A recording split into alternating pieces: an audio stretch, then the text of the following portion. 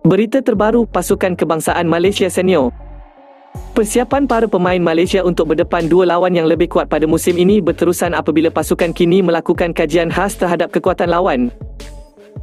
Pemain Malaysia lakukan analisis khas kaji kekuatan Syria.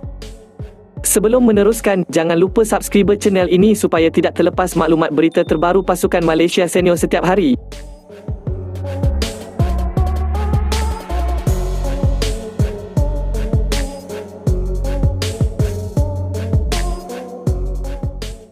Harimau Malaya akan terbang ke Chengdu, China bagi menghadapi dua aksi persahabatan FIFA Tier 1 menentang tuan rumah China dan juga Syria.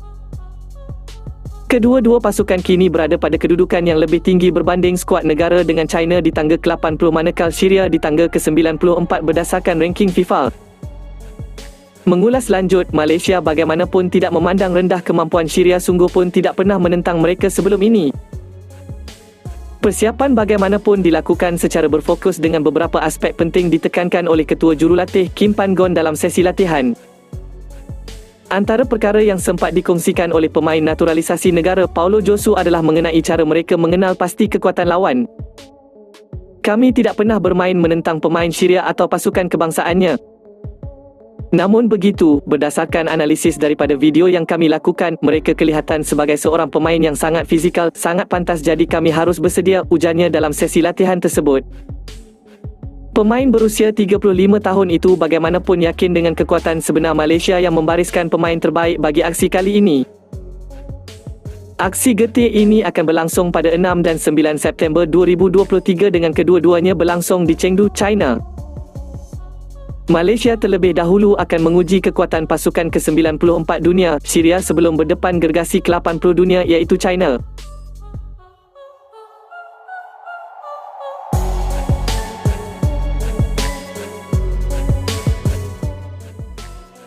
Corak latihan Kim Pan-gon di label unik.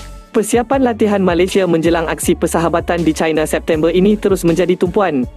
Semua mata tertumpu kepada percaturan yang bakal diterapkan oleh Ketua Jurulatih Malaysia Kim Pan-gon untuk mempersiapkan skuad negara ke Chengdu. Malaysia bakal memulakan cabaran berdepan Syria pada 6 September sebelum turun berdepan pasukan ke-78 dunia, China. Mengulas lanjut, antara perkara yang menarik perhatian apabila perancang tengah negara Nur Azam Aziz adalah berkenaan percaturan pengendali kelahiran Korea Selatan Kim Pan-gon untuk menerapkan falsafahnya dalam pasukan. Kata Azam, setelah lama tidak kembali bersama pasukan susulan kecederaan, beliau tekad melupakan segala detik hitam untuk membantu pasukan kebangsaan. Pemain berusia 28 tahun itu bagaimanapun sempat berkongsikan bagaimana proses untuk menerapkan taktikal yang dibawa oleh Pan-gon. Azam menganggap bahawa penerapan Pan-gon berbeza dengan corak permainan di kelabnya namun berusaha sedaya upaya untuk membantu pasukan. Saya mula-mula suka untuk memahami taktikal Kim Pan-gon. Skuad kebangsaan permainan memang laju. Latihan juga memang berintensiti tinggi, ujar Azam. Penerapan taktikal ini juga bertitik tolak daripada perlawanan yang bakal ditempuh oleh Harimau Malaya tidak lama lagi. Persediaan jangka panjang juga bakal membantu pasukan untuk melangkah ke kelayakan Piala Asia 2026, Piala Dunia 2027 dan juga misi utama di Piala Asia Qatar tahun hadapan. Perkara sama turut dikongsikan oleh pemain naturalisasi negara Paulo Josu yang melihat sentuhan penting jurulatih menerusi beberapa kaedah unik dalam menganalisis kekuatan lawan.